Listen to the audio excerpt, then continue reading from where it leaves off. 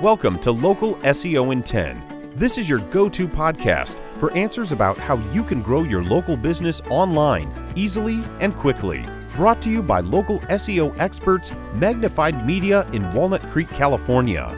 In each 10-minute episode, our digital marketing expert, Adam Duran, answers your questions on how you can get more leads for your business fast. Remember, if you're not taking care of this part of your business right now, you can bet your competitors are. And now, here's our host with the questions, Jamie Duran, and our expert with the answers, Adam Duran. Hello, Adam. Hey, Jamie. How's your week going? It's going great. Yeah? Did you get to yell at any old clients, new clients, existing clients? Not yet. Oh, the day is early. You know that. Yeah, the day is young. No, I don't have to yell, Jamie. Oh, good. Okay. Yes. Today. Okay. Yes. What do we got? What do we got today, Jamie? Well, you sent me some really good questions from our listeners all across the world, which is amazing. Hello, everybody. Yep. Hello. And so you're ready to dive in on those? Sure. Right. We get questions through a number of different ways, through our LinkedIn page, to our Facebook page. Actually, I've even seen questions on reviews that people have been kind enough to write for us. That's been great. So yeah, picked 3 of them. So we'll go through those today. I'm sure they're all really, nice people. It's so cool. Okay. I mean, Craig, ready? Yes. Craig in Canberra, Australia. Good day, Craig. Good day. Good day, mate. Sorry about that. That was rude. What do you think about putting your phone number in the website title tags? I've seen this done so it appears in the results. Yay or nay for local SEO? All right. So in your title tag for your website, I've seen this done countless times where someone says, call now, and they have the phone number of that business.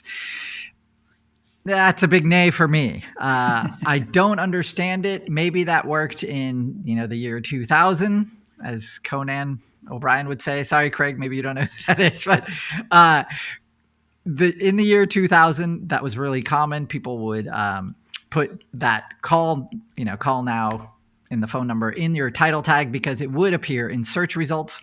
Now for local SEO, that title tag, we only have about 60 characters within which to work. And what it does, actually, that's a great place to signal to Google the answers to these 3 questions: what you do, who you serve, and where you serve. So those are the 3 key questions that algorithm, the robot that scans your site, needs to answer in order to serve your website to the correct people.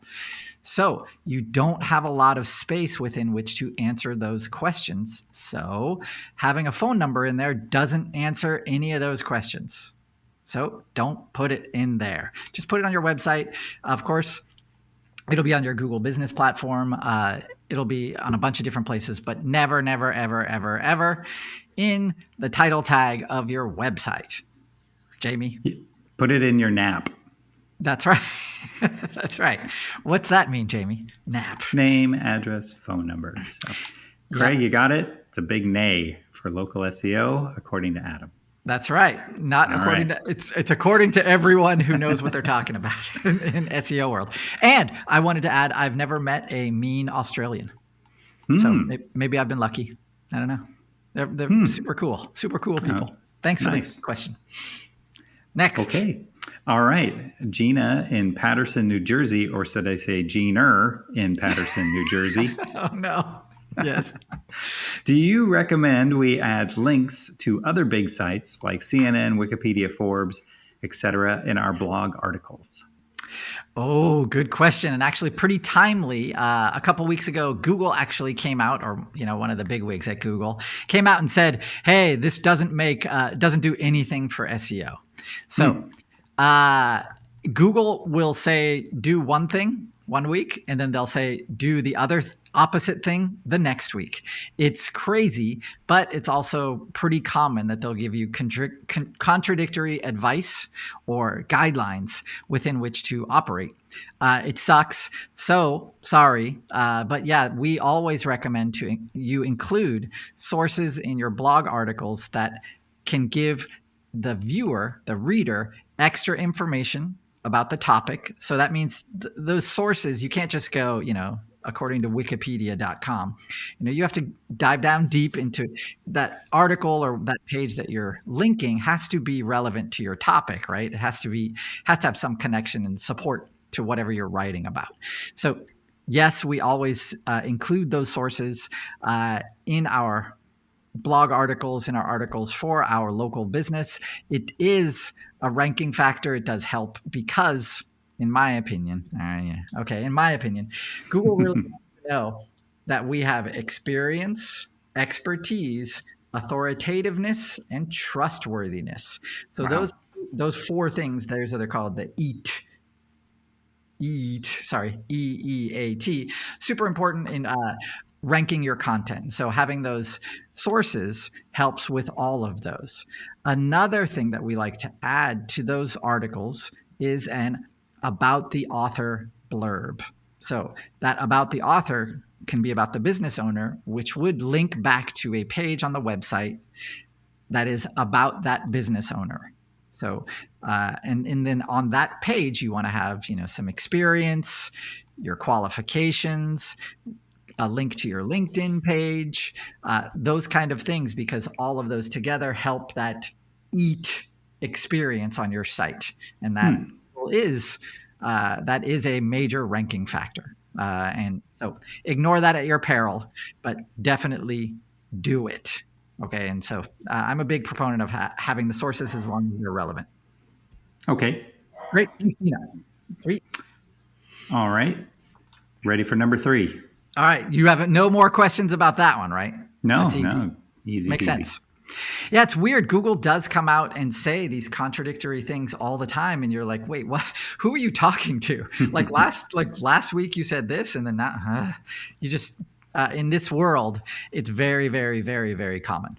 And so, just go with you have to find an expert authority that you can trust. And yeah, thanks for visiting our podcast. Okay, we have the next one is a little suspicious. Why? Brady in Oakland, California.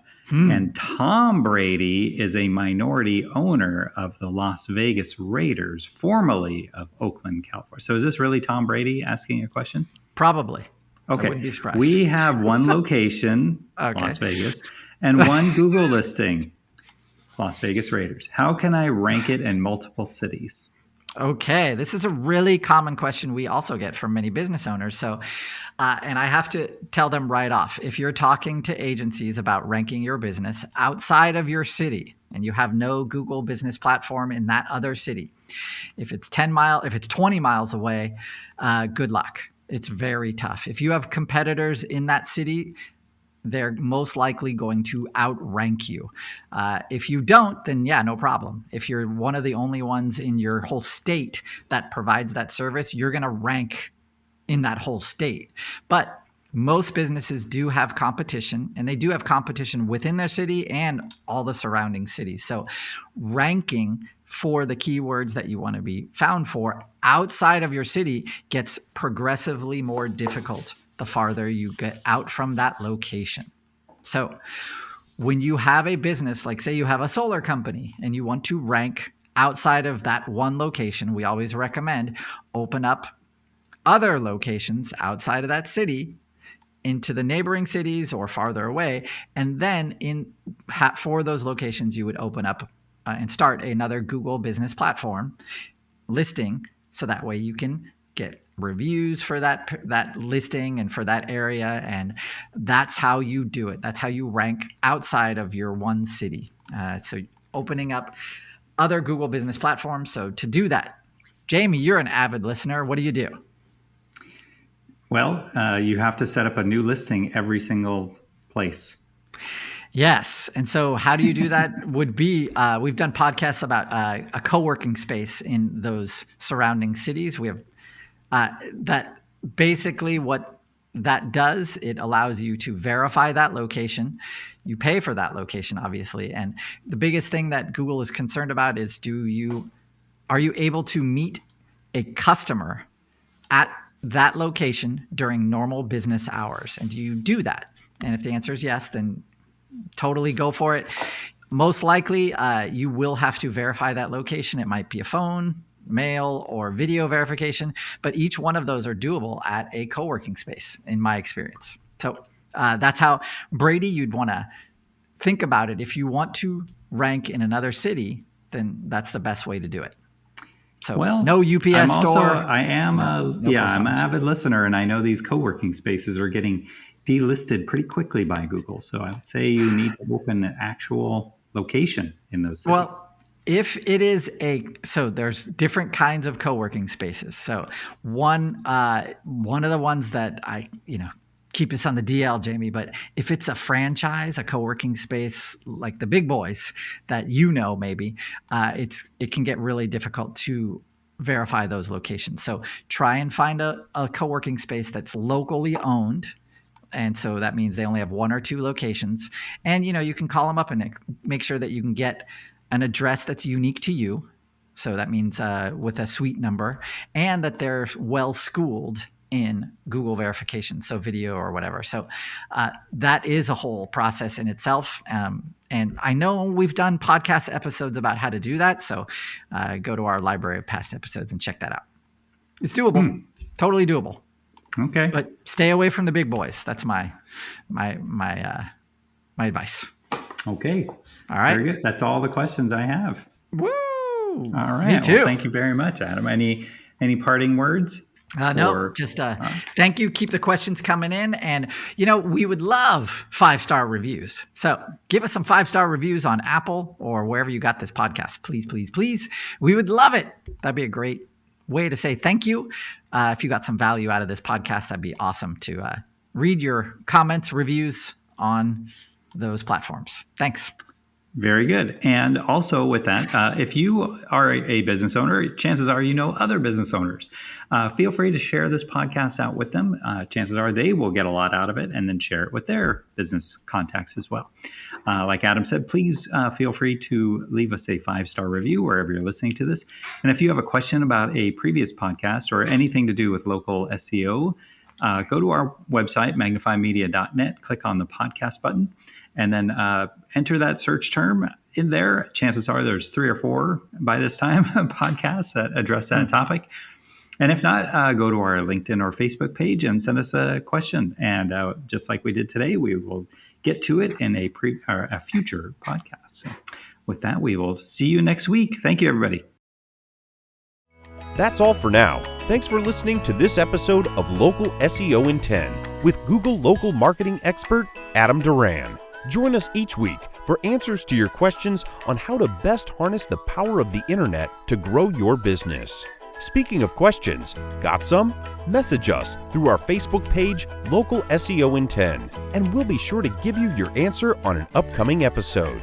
This episode of Local SEO in 10 is brought to you by Magnified Media, the leading online marketing agency in Northern California, who invite you to grow your business by magnifying your online visibility and credibility. Visit them on the web at www.magnifiedmedia.com. Magnify your business, magnify your profits.